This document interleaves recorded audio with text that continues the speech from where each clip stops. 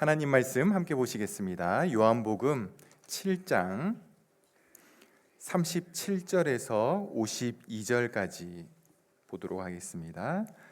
요한복음 7장 37절에서 52절 말씀 제가 봉독해 드리겠습니다. 명절 끝날 곧 큰 날에 예수께서 서서 외쳐 이르시되 누구든지 목마르거든 내게로 와서 마시라. 나를 믿는 자는 성경의 이름과 같이 그 배에서 생수의 강이 흘러나오리라 하시니 이는 그를 믿는 자들이 받을 성령을 가리켜 말씀하신 것이라. 예수께서 아직 영광을 받지 않으셨으므로 성령이 아직 그들에게 계시지 아니하시더라. 이 말씀을 들은 무리 중에서 어떤 사람은 이 사람이 참으로 그 선지자라 하며 어떤 사람은 그리스도라 하며 어떤 이들은 그리스도가 어찌 갈릴리에서 나오겠느냐 성경에 이르기를 그리스도는 다윗의 씨로 또 다윗이 살던 마을 베들레헴에서 나오리라 하지 아니하였느냐 하며 예수로 말미암아 무리 중에서 쟁론이 되니 그 중에는 그를 잡고자 하는 자들도 있으나 손을 대는 자가 없었더라. 아랫사람들이 대제사장들과 바리새인들에게로 오니 그들이 묻되 어찌하여 잡아오지 아니하였느냐. 아랫사람들이 대답하되 그 사람이 말하는 것처럼 말한 사람은 이때까지 없었나이다 하니 바리새인들이 대답하되 너희도 미혹되었느냐. 당국자들이나 바리새인 중에 그를 믿는 자가 있느냐. 율법을 알지 못하는 이 무리는 저주를 받은 자로다. 그 중에 한 사람 곧 전에 예수께 왔던 니고데모가 그들에게 말하되 우리 율법은 사람의 말을 듣고 그 행한 것을 알기 전에 심판하느냐. 그들이 대답하여 이르되 너도 갈릴리에서 왔느냐. 찾아보라. 갈릴리에서는 선지자가 나지 못하느니라 하였더라. 아멘. 여러분, 예수님이 태어나셨을 때에 천사들이 목자들에게 나타나서 예수님의 탄생 소식을 전하게 되죠. 그리고는 이어서 하나님을 찬송하게 됩니다. 뭐라고 찬송합니까? 지극히 높은 곳에서는 하나님께 영광이요 땅에서는 하나님의 기뻐하심을 입은 사람들 중에 평화로다. 그래서 성탄 계절이 되면 길거리에서 쉽게 하늘에는 영광, 땅에는 평화, peace on earth 뭐 이런 문구들을 우리가 쉽게 보게 됩니다. 이 땅에 평화를 주기 위해서 예수님이 오셨다라는 것을 기뻐하는 거죠. 그런데 여러분, 천사들이 하나님을 찬송했던 그 노래를 자세히 살펴보면 누구에게 평화를 주러 오셨습니까? 땅에서는 하나님의 기뻐하심을 입은 사람들 중에 평화로다. 모두에게가 아니죠. 하나님이 기뻐하시는, 하나님의 기뻐하심을 입은 그 사람들에게 평화를 주러 오신 것이었습니다. 예수님이 태어나시고 8일 만에 할례를 받게 되시죠. 할례를 받으러 예루살렘에 갔다가 할례를 받으시고는 시므온이라고 하는 사람을 만나게 됩니다. 시므온이 이 아기 예수를 보게 되자 하나님을 찬송하고 또 이어서 부모를 축복하고 그리고 나서 마리아에게 이런 이야기를 합니다. 하나님의 어떤 예언과 같은 예수님에 대한 이야기들을 마리아에게 해주게 되는데요. 누가복음 2장 34절 35절에 시므온이 이렇게 이야기를 합니다. 시므온이 그들에게 축복하고 그의 어머니 마리아에게 말하여 이르되 보라 이는 이스라엘 중 많은 사람을 패하거나 흥하게 하며 비방을 받는 표적이 되기 위하여 세움을 받았고 또 칼이 내 마음, 마리아의 마음이죠. 마리아의 마음을 찌르듯 하리니 이는 여러 사람의 마음과 생각을 드러내려 함이니라 하더라. 마리아는 시므온으로부터 이 아기 예수가 장차 사람들을 나누고 패하고 또 흥하게도 하고 사람들의 마음과 생각을 다 드러내어서 예수님 자신이 그 모든 비방을 받는 그런 표적이 되기 위해서 이 땅에 오셨다라고 하는 이야기를 듣게 됩니다. 예수님 때문에 사람들 사이에 어떤 분쟁과 비방과 나님들이 일어나고 어려움들이 생기게 될 거라는 거죠. 예수님도 이걸 아셨습니다. 그래서 자기 자신에 대해서 마태복음 10장에서 이렇게 이야기를 하십니다. 내가 세상에 화평을 주러 온 줄로 생각하지 말라. 화평이 아니요 검을 주러 왔노라. 내가 온 것은 사람이 그 아버지와 딸이 어머니와 며느리가 시어머니와 불화하게 하려 함이니 사람의 원수가 자기 집안 식구리라. 여러분, 예수님이 아니어도 아버지와 아들 사이가 안 좋은 곳이 많이 있죠. 또 10대 사춘기를 지나는 딸과 엄마, 이거 전쟁이죠. 고부간의 갈등, 큰 문제인데요. 거기에 예수님이 끼게 되면 완전히 거기에다가 기름을 붓는 그런 격이 된다라는 겁니다. 그러니까 예수님이 성탄절에 평화를 주러 이 땅에 오셨다라고 그렇게 이야기하는 그것은요, 사실은 예수님을 제대로 모르는 어떤 감상적인 그러한 이야기입니다. 성탄절을 앞두고 제가 성탄절 분위기를 깨는 것 같아서 좀 죄송한데요, 제가 하는 이야기가 아니라 성경이 말씀하는 사실입니다. 우리는 지난주에 예수님이 말씀하신 것을 같이 살펴보았죠. 누구든지 목마르거든 내게로 와서 마시라. 성경의 이름과 같이 나를 믿는 자는 그 배에서 생수의 강이 흘러나리라.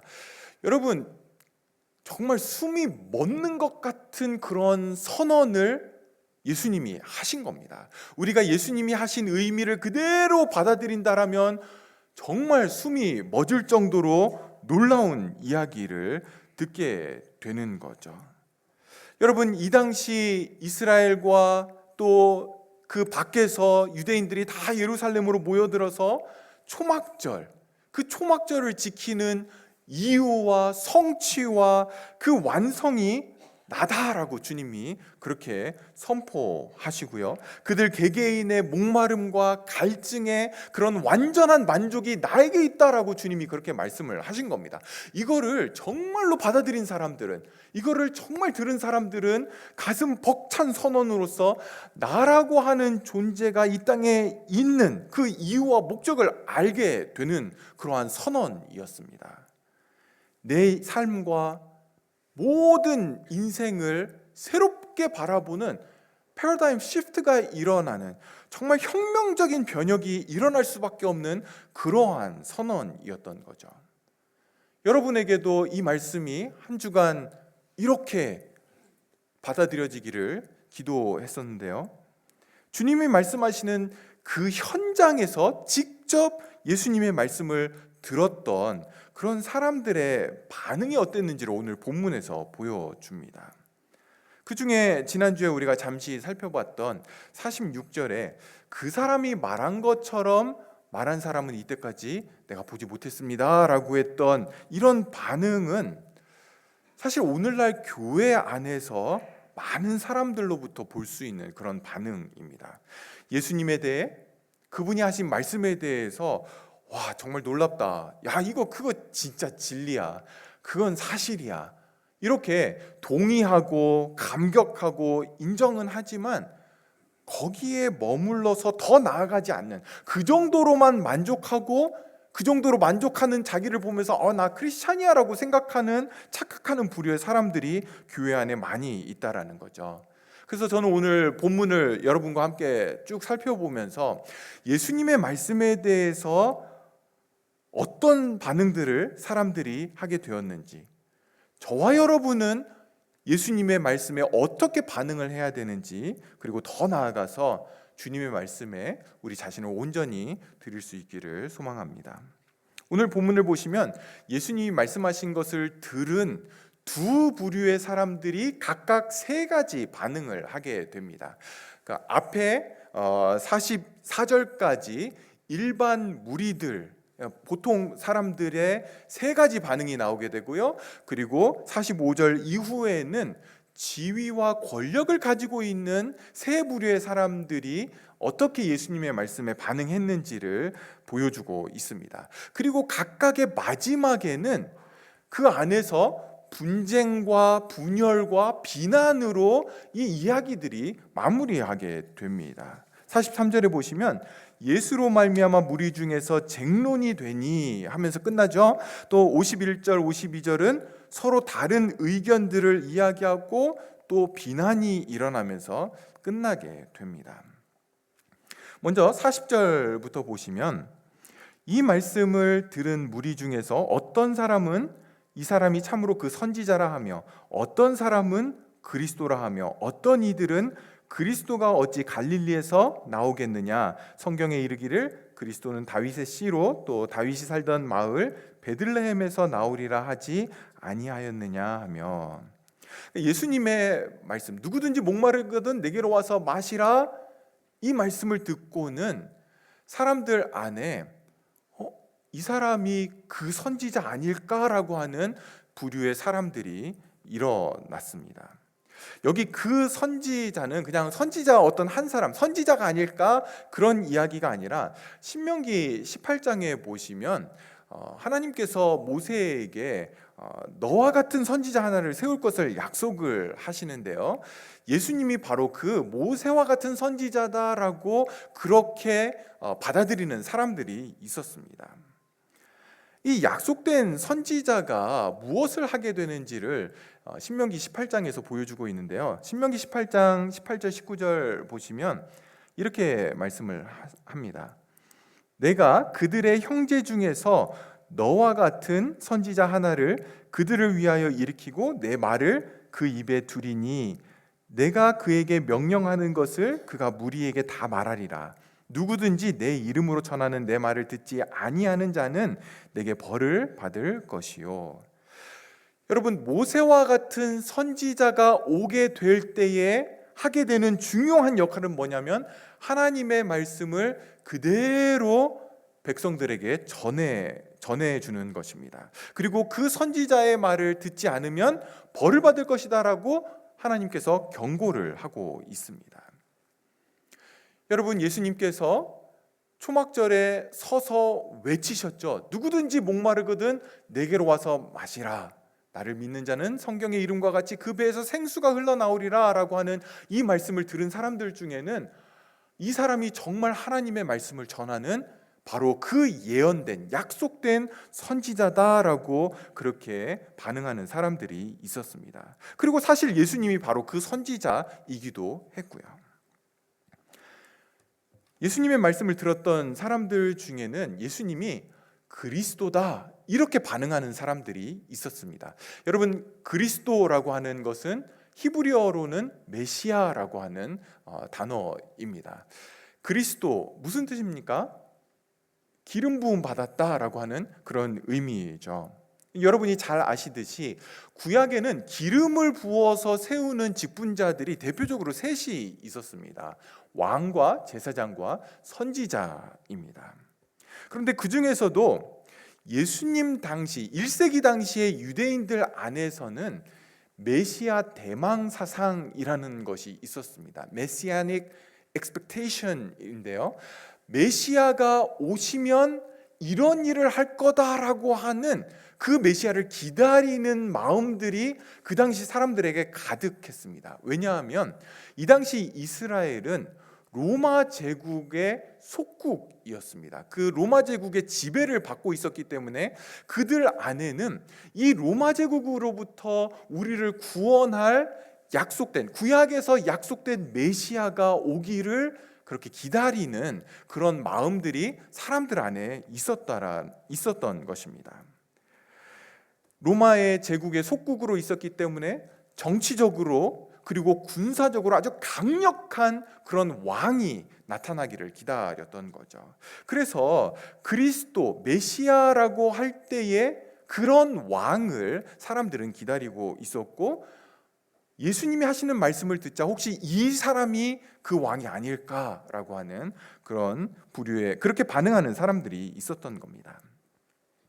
여러분, 시편 89편에 보시면 하나님께서 다윗에게 이러한 약속을 주십니다. 어떤 약속을 주시냐면, 주께서 이르시되 나는 내가 택한 자와 언약을 맺으며 내 종 다윗에게 맹세하기를 내가 내 자손을 영원히 견고히 하며 내 왕위를 대대에 세우리라 하셨나이다. 너의 왕권을 영원토록 내가 세우겠다라고 그렇게 약속을 하셨고, 사람들은 메시아가 그 왕권을 가지고 임하게 될 거다. 지금은 왕권이, 통치권이 다 사라진 상황이었죠. 그런데 메시아가 오면 그 왕권을 다시 가지고 올 거다라고 기대했던 겁니다. 미가서 5장 2절에 보시면 베들레헴 에브라다야 너는 유다 족속 중에 작을지라도 이스라엘을 다스릴 자가 내게서 내게로 나올 것이라 그의 근본은 상고의 영원에 있다라고 이야기를 합니다. 다윗과 맺은 언약에 따라서 다윗의 후손에서 이스라엘을 다스릴 왕이 주어질 것을 예언을 하고 있는 거죠. 그래서 여러분, 오병이어 사건이 있은 후에 사람들이 어떻게 반응했습니까?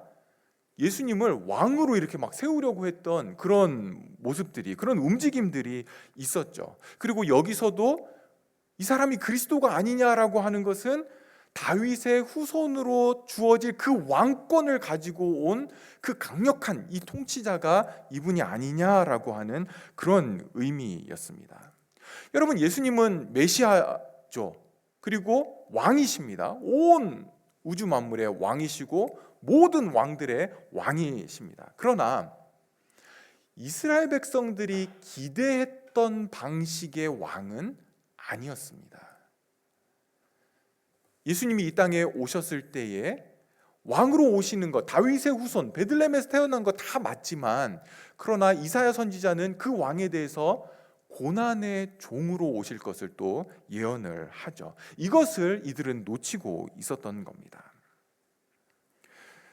초막절에 예수님께서 일어나 외치시는 그 말씀을 듣고 이분이 메시아 아니냐, 그리스도 아니냐라고 그렇게 사람들이 웅성거리자, 또 한편에서는 바로 그것에 대해서 반응하면서 그리스도는 갈릴리에서는 나올 수 없어 라고 그렇게 반문하는 사람들이 있었습니다. 그러면서 42절에 그리스도는, 그러니까 메시아라면 다윗의 씨로 다윗이 살던 마을 베들레헴에서 나온다, 그렇게 예언되어 있다라고 이야기를 했던 겁니다. 그러니까 이 사람들은 아주 정확하게 구약 성경을 알고 있었던 겁니다. 그래서 정확한 그런 다윗의 후손 그리고 베들레헴 이것들을 언급하면서 이 예수는 갈릴리 출신이니까, 나사렛 출신이니까 절대 메시아일 리가 없어, 그리스도일 리가 없어라고 그렇게 이야기를 했던 겁니다. 예수는 그리스도일 수 없는 결정적인 증거를 그들은 제시했던 거죠. 그러나 이들은 예수님을 제대로 알지는 못했던 겁니다. 그분은 혈통적으로 다윗의 후손이었고 또 베들레헴에서 태어났는데 나사렛 출신으로만 알고 있었던 겁니다. 그리스도를, 메시아를 앞에 두고 당신 메시아 아니야 라고 그렇게 이야기를 하고 한 것이었습니다. 여러분, 무엇이 이들의 문제였습니까? 예수님을 피상적으로 알았던 거죠. 자기가 알고 있는 것에서만 예수님을 알았고, 더 나아가서는 그걸 가지고 예수님을 판단했고, 예수님은 그리스도가 아니야, 메시아가 아니야라고 하는 결론을 끄집어냈던 겁니다. 여러분, 예수님을 믿지 않는 사람들에게 예수 믿으시죠? 왜 예수 안 믿으십니까? 라고 그렇게 물어보면 나름대로 다 이유를 가지고 있습니다. 그리고 그 이유들은 다 자기가 알고 있는 예수, 자기가 느끼고 있는, 또는 예수님을 믿는 사람들을 통해 본 예수에 대해서 자기 나름대로 판단을 하고요. 그리고 그렇기 때문에 나는 예수 안 믿어라고 하는 결론을 가지고 있습니다. 판단을 다 내린 거죠. 여러분, 이것은 교회 안에 있는 저와 여러분도 정도의 차이만 있는 거지 비슷한 모습들이 있습니다. 여러분, 우리의 신앙은요, 우리가 예수님을 얼마만큼 제대로 알고 있느냐에 따라 우리의 신앙은 결정이 납니다. 물론 안다라고 하는 것, 지식적으로 예수님을 아는 것 이야기하는 것 아닙니다. 예수님을 경험하여 아는 것, 그게 예수님을 아는 것이죠.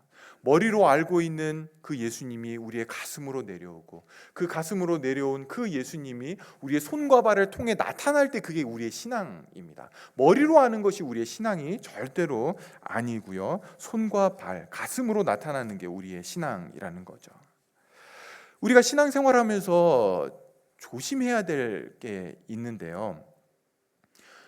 교회에 오면 이렇게 해야 돼, 이렇게 행동해야 되고 이렇게 하는 게 맞아라고 하는, 그렇게 알려주는 어떤 행동으로 나타나는 율법주의입니다. 그러니까 먼저 신앙생활을 시작하시고 또 신앙이 이렇게 성숙한 그런 분들이 교회 오면 제일 먼저 본당에 와서 기도 먼저 하고, 그리고 사람들하고 이야기도 하고 그래야 돼, 어떤 이런 것들을 이제 알려주죠. 필요합니다.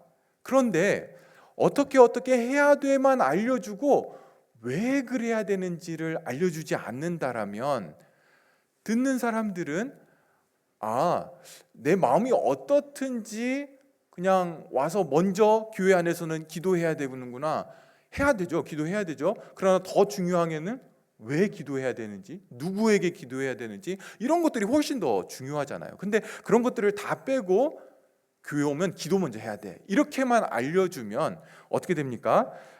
율법주의가 남게 됩니다. 행동, 그러니까 외식이 생기게 되는 거죠.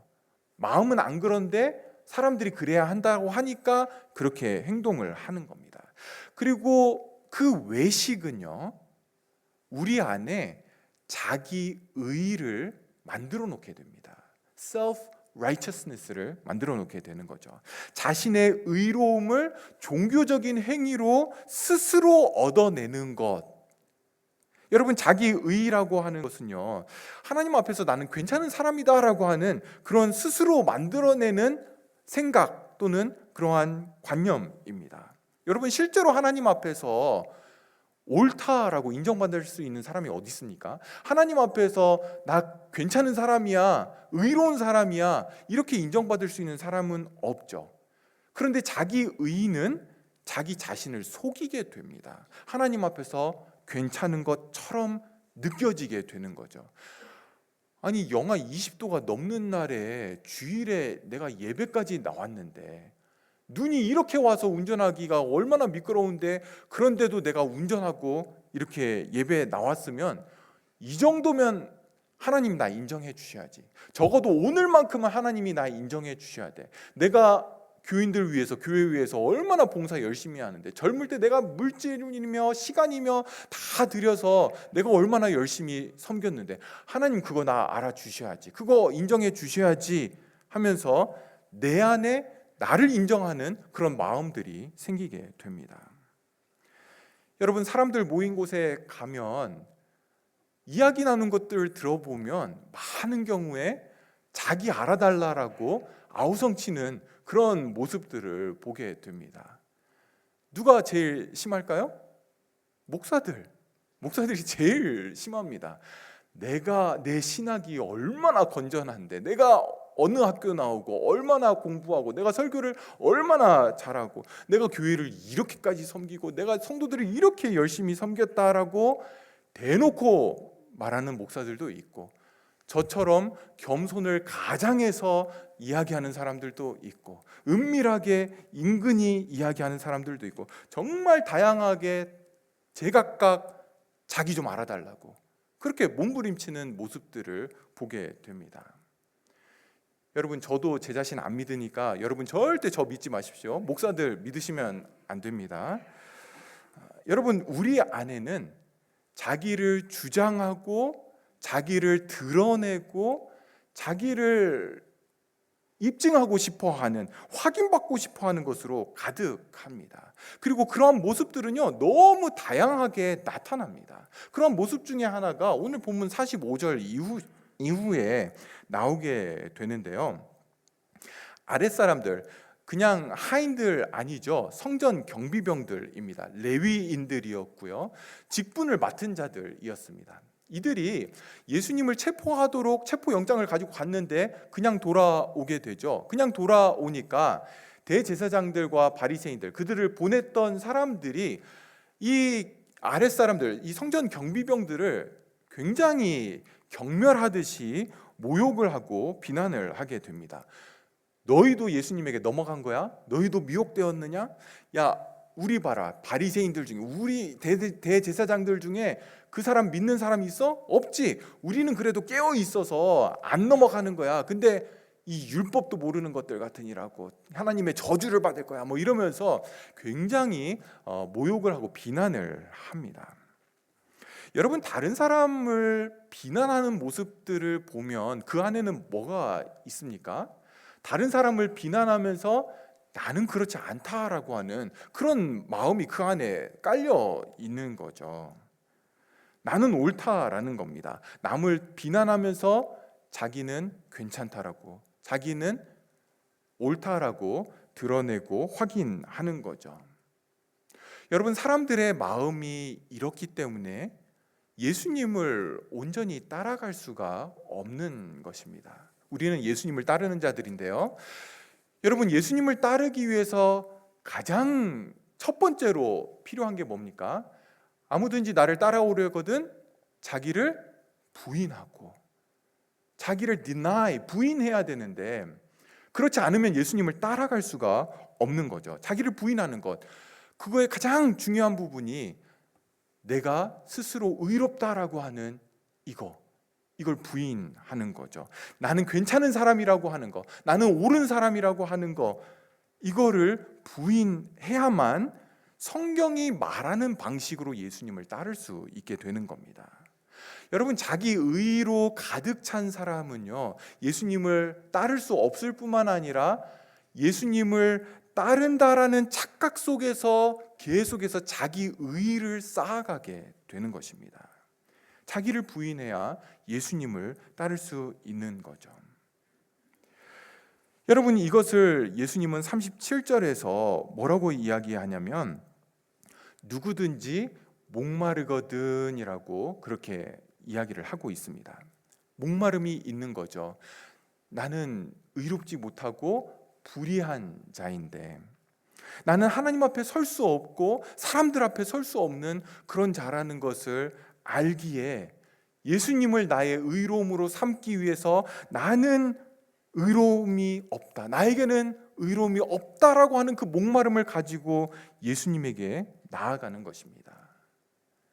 그렇게 예수님에게 나아가는 자들에게 예수님은 그분의 넘치는 의로움으로 입혀주시겠다라고 말씀을 하시는 거죠. 바울 사도는 로마서를 기록하면서 이 앞부분에 죄인들에 대한 이야기를 합니다. 1장에서는 이방인들에 대한 죄를 이야기하고요, 2장에서는 유대인들의 죄를 이야기하고 3장에서는 모든 사람들의 죄를 이야기를 합니다. 그리고는 3장 중반 이후부터는 하나의 대반전을 이야기를 하는데요, 3장 21절부터 이렇게 이야기를 합니다.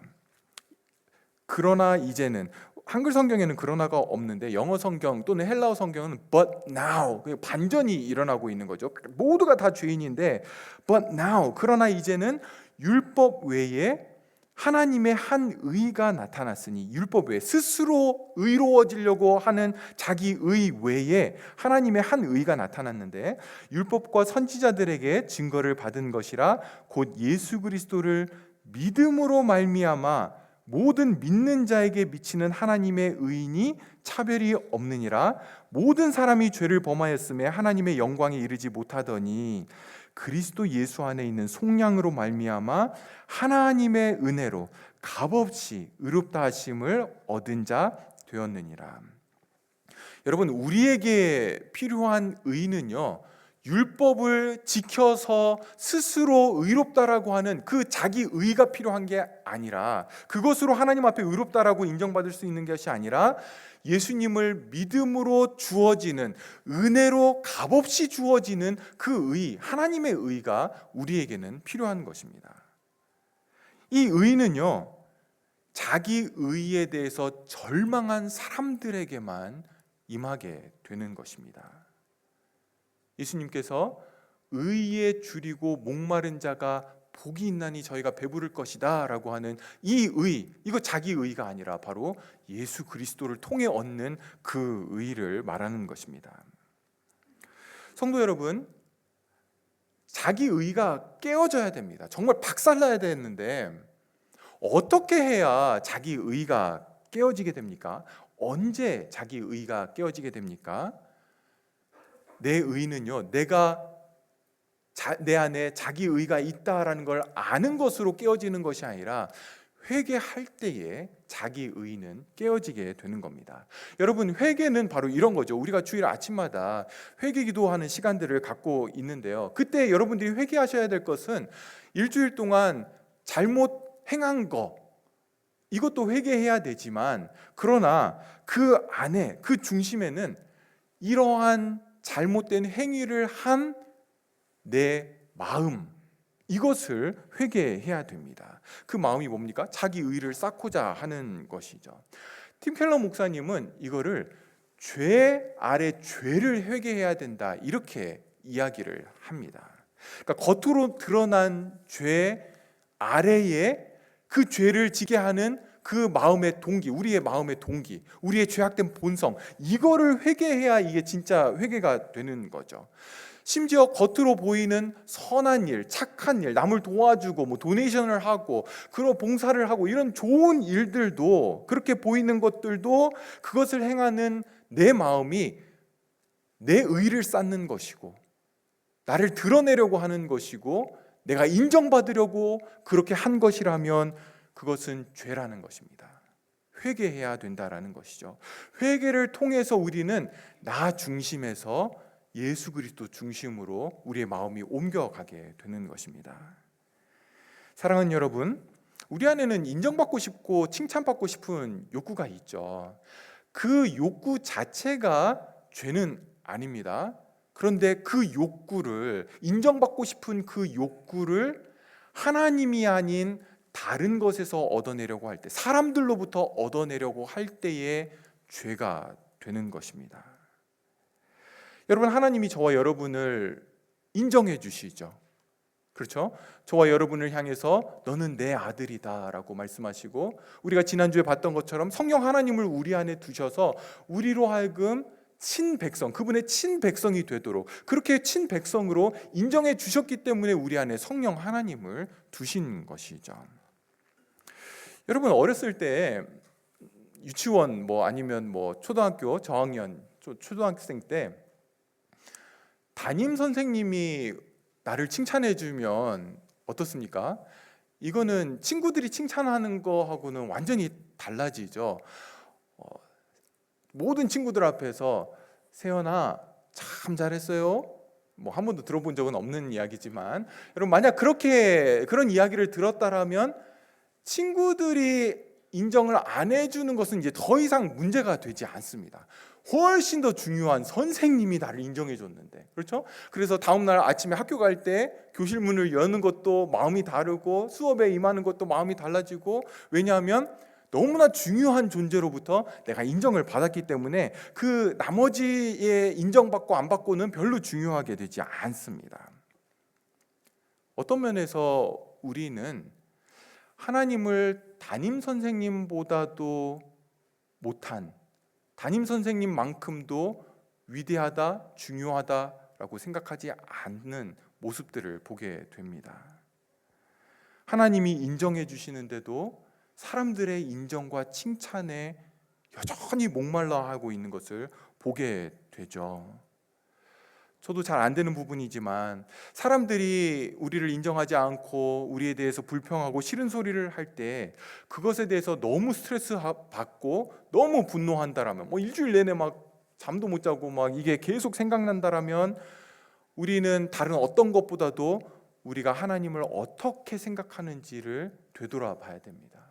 내가 하나님을 정말 중요하게, 담임 선생님보다도 더 중요하고 위대하게 생각하고 있는지 거기서부터 점검을 해야 되는 거죠. 45절부터는 이제 일반적인 백성들, 무리가 아닌 지위와 권력 있는 사람들이 예수님에 대해서 반응하는 것들이 나오게 됩니다. 아랫사람들, 성전 경비병들은 예수님의 말씀을 직접 듣게 되었죠. 그들이 듣고 어떻게 반응하게 됩니까? 46절 보시면 아랫사람들이 대답하되 그 사람이 말하는 것처럼 말한 사람은 이때까지 없었나이다. 여러분, 이들이 예수님의 말씀을 듣고 나자 서기관들이나 그 당시 서기관들이나 랍비들이 가르쳤던 그러한 내용 또는 그러한 말씀에 대한 권위, 이게 완전히 달랐던 거죠. 예수님의 말씀의 권위는 완전히 달랐습니다. 분명히 체포영장을 가지고 예수님을 체포하기 위해서, 잡기 위해서 그 자리에 가 있었는데도 불구하고 예수님에게 손을 댈 수 없는 그러한 권위가 예수님에게 느껴졌죠. 그래서 그냥 돌아올 수밖에는 없었습니다. 물론 아직 예수님의 때가 되지 않았기 때문에도 잡을 수 없었지만 그것이 그분의 권위와 그분의 말씀을 통해서 드러나게 되었던 겁니다. 그런데 그 이야기를 바리새인들이 듣자 이 바리새인들은 화가 나가지고 길길이 방방 뜁니다. 뭐가 이토록 이 바리새인들을 화나게 했습니까? 예수님이 이 바리새인들의 자기 의의를 공격하고 드러내고 밑바닥을 다 보여주게 되는 거죠. 그렇게 자기 의의가 무너지게 되자, 자기 의의를 자기가 무너뜨렸어야 되는데 예수님이 무너뜨리니까 이들은 분노하기 시작했고 예수님을 죽이지 않으면 안 되었고 결국은 죽이게 됩니다. 오늘 본문 말미에는 또 다른 바리새인인 우리가 잘 아는 니고데모가 등장을 합니다. 요한은 오늘 본문에서 니고데모를 소개할 때에 그 중에 한 사람 이렇게 소개를 하고 있습니다. 그러니까 바리새인들 중에 하나였다. Who was one of their own number. 이렇게 이제 알려주고 있는데요. 3장에서 거듭남이 필요했던 이 니고데모, 그런데 한 1년 반 정도, 18개월 정도 지난 이후에 지금 현재 실제로 거듭났는지 안 거듭난지는 알 수는 없지만 니고데모가 예수님을 좀 옹호하고 변호하는, 편드는 것 같은 발언을 하게 됩니다. 직접적으로 예수님을 변호한 것은 아니었습니다. 예수님에게 유리하게 작용될 수 있는 어떤 절차상의 문제를 지적을 했던 거죠. 피고인에게 자신의 그러한 입장을 합당하게 진술할 수 있는 권리가 있는데 그거 우리가 줘야 되지 않냐라고 이제 그렇게 반문을 했던 겁니다. 그 이야기를 들은 바리새인들, 이 니고데모의 동료들입니다. 이 동료들이 니고데모가 하는 말이 옳았지만 그러나 감정적으로는 용납이 안 되었던 거죠. 니고데모를 막 무시하고 경멸합니다. 너도 갈릴리 출신이냐? 막 이러면서 경멸을 했던 거죠. 제가 자란 곳은 양반의 고향 전라북도 도청 소재지 전주에서 제가 자라났습니다. 근데 대학을 이제 서울로 갔더니 저랑 친했던 노현경 씨를 비롯한 서울 인간들이 명절만 되면 저보고 시골 가냐? 뭐 이렇게 질문을 하는 겁니다. 그래서 아니, 시골 가지 않고 전주시 가. 그래, 시골 잘 갔다 와. 이렇게 이 친구들이 국어를 잘 못하나 생각했는데 서울이 아니면 다 시골이라고 이제 그렇게 생각을 하는 거죠. 여러분, 이 당시 갈릴리는 예루살렘에 비하면 진짜 시골이었습니다. 어업을 또 농사를 짓는 사람들이 그냥 그곳에 조금 모여 사는 그러한 곳이었습니다. 바리새인들이 갈릴리에서 선지자가 날 수 있겠냐라고 그렇게 이야기를 하는데 이제 그런 의미였던 거죠. 시골에서 무슨 교육다운 교육을 받을 수 있기에 거기서 하나님의 말씀을 전하는 선지자가 나올 수 있겠냐, 이런 의미였던 겁니다. 근데 사실 구약 성경에 요나나 뭐 나훔 같은 이런 선지자들은 갈릴리 출신의 선지자들이었습니다. 그러니까 제대로 알지도 못했던 거죠. 그냥 막 분노에 쌓여서 막 경멸하듯이 자기의 무지만 드러냈던 겁니다. 니고데모는 예수님 편에 섰다가 이러한 경멸과 모욕을 당하게 된 겁니다. 여러분이 예수님에 대해서 적당히 포장해서 이야기할 때는 사람들의 이런 공격을 받지 않죠. 하지만 예수님을 제대로 이야기하고 성경이 말하는 예수님에 대해서 이야기할 때 여러분들은 여러 사람들 앞에서 어려움을 당하게 될 것이고요. 사람들 사이에 비난과 또 모욕과 분쟁이 일어나는 것들을 보게 될 것입니다. 여러분들이 그런 일들을 당할 때 이상하다, 왜 이런 일이 나에게, 이렇게 생각하지 마십시오. 오늘 본문에서 일어나고 성경 여러 곳에서 그리고 교회 안에서 일어났던 그런 일들이 여전히 오늘날도 일어나고 있는 것뿐입니다. 성경에 있는 그대로의 예수님을 인정하고 그분 편에 서면 세상은 여러분을 어렵게 할 것입니다. 그렇지만 하나님 또한 여러분을 인정하게 될 것입니다. 마태복음 10장 32절 33절에 누구든지 사람 앞에서 나를 시인하면 나도 하늘에 계신 내 아버지 앞에서 그를 시인할 것이요 누구든지 사람 앞에서 나를 부인하면 나도 하늘에 계신 내 아버지 앞에서 그를 부인하리라. 여러분, 이것은 단지 담대하게 예수님에 대해서 전해라 이런 것만 담고 있는 것은 아니고요. 내 마음에서 누구의 인정을 중요하게 여기는가를 드러내는 것입니다. 하나님이 인정해 주는 것이 중요한가 아니면 사람들의 인정을 받는 것이 중요한가 하는 것이 여기에서 드러나게 된다라는 겁니다. 그렇다라고 해서 여러분들이 이렇게 피켓 들고 시내에 나가서 예수 천당 불신지옥 이렇게 하라는 이야기가 아닙니다. 그러나 여러분이 참된 성도로 이 땅을 살아가면 어쩔 수 없이 진짜 예수와 가짜 예수 중에 만들어낸 예수 중에 어느 편인가 서야 되는 그 순간이 오게 될 것입니다. 그때 여러분 절대로 편한 예수 쪽에 서지 마십시오. 그때에는 값을 지불하고서라도 모욕과 경멸을 당할 것을 각오하시고 진짜 예수님을 인정하는 편에 서십시오. 하나님 앞에서 여러분이 무엇을 중요하게 생각하는지를 드러낼 수 있는 절호의 기회를 여러분은 맞이하게 되시는 겁니다. 이제 말씀을 정리하겠습니다. 오늘 말씀을 들은 사람들은 예수님의 말씀에 대해 여러 가지 반응을 하게 됩니다. 그 중에서도 성전 경비병들이 했던 이 반응이 굉장히 인상적인데요. 그 사람처럼 말한 사람을 보지 못했습니다라고 그렇게 반응을 합니다.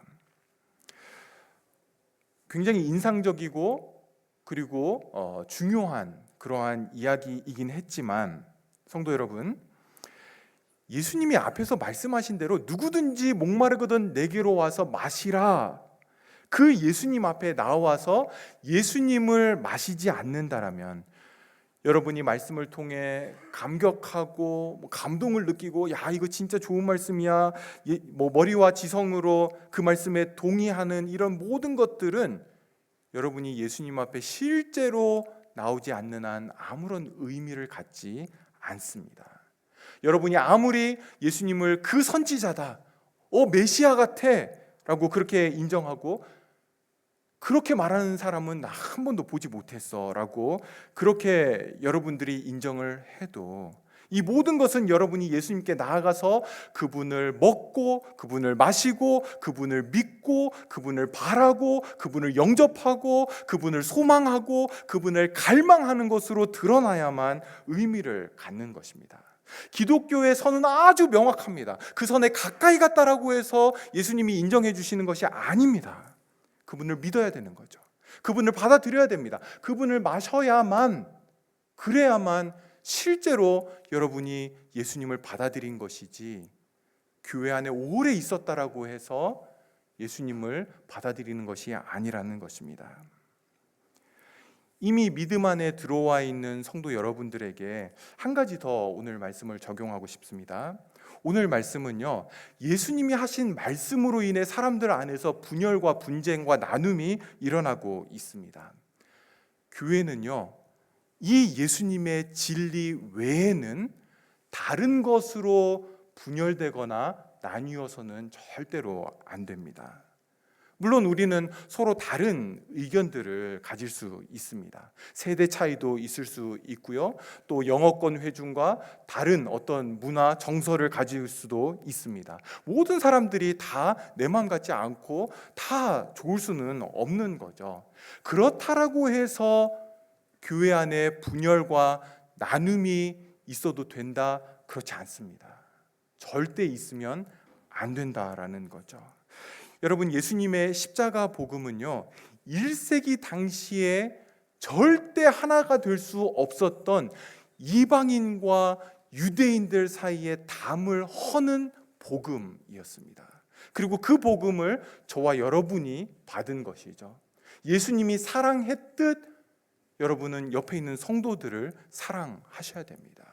그것이 여러분들에게 주어진 사명인 거죠. 진리 아닌 것으로 인해 분열되지 않도록 여러분의 마음과 여러분의 입술을 꼭 잘 지키셔야 됩니다. 성령 하나님께서 하나 되게 하신 것을 힘써 지키시는 저와 여러분 되어주시기를 부탁드립니다. 기도하겠습니다. 하나님 아버지, 오늘 말씀을 통해서 우리가 주님의 말씀 앞에 어떻게 반응하고 있는지 우리 자신들을 봅니다. 예수님을 선지자라고, 메시아라고, 그분처럼 말하는 것은 들어본 적이 없다라고 그렇게 좋아하고 동의하지만, 그러나 거기에서 더 나아가지 못하고 머뭇거리고 있는 것은 아닌지, 성령 하나님, 이 시간 우리의 마음을 명확히 보게 하셔서 예수 그리스도를 나의 구주로, 나의 생명수로 받아들이게 하여 주시옵소서. 그분을 마시고 먹고 그분을 온전히 사모하며 갈망하며 예수 그리스도께서 입혀주시는 그 의에 대한 목마름을 우리 안에 넘치도록 허락하여 주시옵소서. 예수님의 이름으로 기도합니다. 아멘.